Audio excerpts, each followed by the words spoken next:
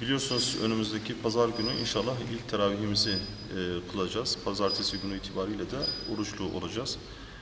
Biz de her yıl yaptığımız gibi camilerimiz, bizim ibadethanelerimiz ve hazırlık için insanlarımızın, mümin kardeşlerimizin gönül rahatlığıyla camilerimizde ibadetlerini huzurlu bir ortamda ifa etmeleri için hem ilaçlama yapıyoruz bütün camilerimizi, hem de temizlik yapıyoruz.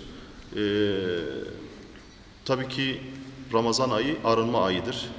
İnşallah günahlarımızdan arınma ayıdır ama biz de fiziki olarak da ibadethanelerimizi, bedenimizi temizleyip huzurlu bir şekilde bu Ramazan ayını icra etmeye çalışacağız inşallah. Kaç tane camiyi temizlemeyi düşünüyorsunuz? Merkezde, Oğuzeli'de ve Nizip olmak üzere toplamda 650 camimizin ilaçlamasını yapacağız ve temizliğini yapacağız inşallah.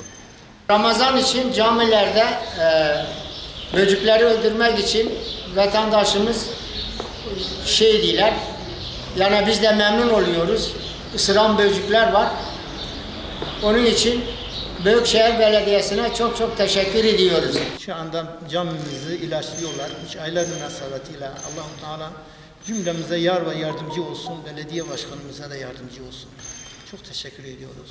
Şu anda caminin her tarafı böcek ilacı yapıyorlar. Çok teşekkür ederiz yani.